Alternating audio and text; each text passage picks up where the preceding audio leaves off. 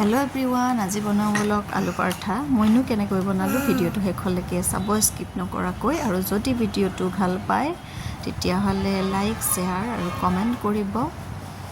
এয়া আৰম্ভ কৰো এতিয়া ভিডিওটো এয়া প্ৰথমতে মই আলুখিনি বইল কৰি লৈ বাকলি গুচাই ৰাখিছিলো পিটিকি থৈছো তাৰ পিছত এফালে এখন কেৰাহীত অলপমান জিৰা আৰু কেইটামান সৰিয়হৰ গুটি কোলা সৰিয়হৰ গুটি দিলো তাৰ পিছতে আদা নহৰু জলকীয়া এনেদৰে অলপ সময় ভাজি লৈছো তাৰ পিছতে এড কৰিছো হালধি তাৰ পিছত দিছো অলপমান টমেটো কেচাপ 2 চামুচমান দিছো সৰু চামুচেৰে আৰু গোটেইখিনি মিলাই লৈছো এইখিনি গোটেইখিনি মিলাই লোৱাৰ পিছত এড কৰিছো মই পিটিকি লোৱা আলুখিনি এড কৰি পিছত মই দিছো ৰেড চিলি পাউডাৰ অলপমান তাৰ পিছতে দিছো জিৰা গুৰি এয়া কমকে দিছো বেছি মছলা ইউজ কৰা নাই তাৰ পিছত দিলো ধনিয়া পাউডাৰ অলপ এই গোটেইখিনি ধুনীয়াকৈ মিলাই লম এয়া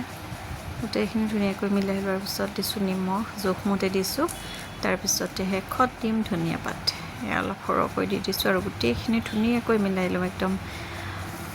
ধুনীয়াকৈ মিলাই লৈছো মিলাই লোৱাৰ পিছত এইখিনি মোৰ ষ্টাফিং ৰেডি হৈ গ'ল আলু পৰঠাৰ কাৰণে আচলতে ষ্টাফিংখিনি মেইন এইখিনি যদি ভাল হয় তেতিয়া হলে আলু পৰঠাখিনি খাবৰ কাৰণে বহুত টেষ্টি হয় আৰু এয়া আগতে মই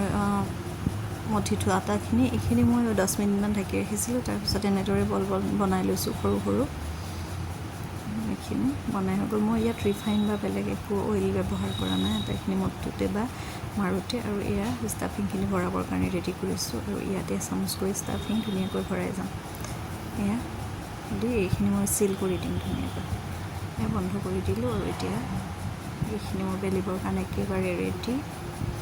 এনেদৰে মই প্ৰত্যেকটা লাডুৱে বনাই ললো তাৰ পিছত ষ্টাফিংখিনি ভৰাই গলো আৰু শেষত বেলিবলৈ আৰম্ভ কৰিলো চাবচোন দেই কেনেকৈ বেলিলো এয়া দেখিছে আটা অলপ সৰহকৈ দিছো মই ইয়াত ময়দা ব্যৱহাৰ কৰা নাই আটা বগা আটা লৈছো আৰু এনেদৰে হিলুটি কৰি বেলি গৈছো এইটো মন কৰিব লাগে যাতে ষ্টাফিংখিনি ওলাই নাযায় সেইটো কাৰণে আটা অলপ সৰহকৈ দি বেলিলে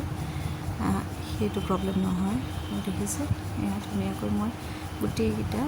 ৰুটি পৰঠা বেলি ললো এনেদৰে ইফালে আকৌ মই তাৱা এখন গৰম কৰিলো তাতে অলপমান তেল দিলো মিঠাতেল ব্যৱহাৰ কৰিছো যেহেতু মই ইয়াৰ ৰিফাইন ব্যৱহাৰ কৰা নাই আৰু ঘি এভেইলেবল নাছিল কাৰণে মিঠাতেল দিয়ে বনালো এয়া দেখিছে ধুনীয়াকৈ মই মিঠাতেল দি ৰুটিখিনি হিলুটিখিনি কৰি পৰঠাবোৰ হেকি গলো দেখিছে অলপমান তেল দি দিছো কমাই দিছো বেছিকৈ তেল দিয়া নাই আৰু ফুলি গৈছে চাব ধুনীয়াকৈ ষ্টাফিংখিনি ভিতৰত দি বেলিলো আৰু পৰঠাবোৰ ফুলি গৈছে আৰু মই তেনেদৰে গোটেইকেইটা পৰঠা একেবাৰে খাবৰ কাৰণে ৰেডি মই খাইছিলোঁ টমেটো চচৰ লগত আৰু আমি 4জনে খাব পৰাকৈ ৰেডি হৈ গ'ল একেবাৰে ব্ৰেকফাষ্ট কেনেকুৱা পাইছে ভিডিওটো জনাব আৰু নতুন এটা ৰেচিপিৰ ভিডিও লৈ আহিম তেতিয়ালৈকে সকলোৱে ভালে থাকক কুশলে থাকক আৰু মোৰ ৰেচিপিৰ ভিডিওবোৰ কেনেকুৱা পায় জনাবচোন দেই আজিলৈ আহিছোঁ বাই বাই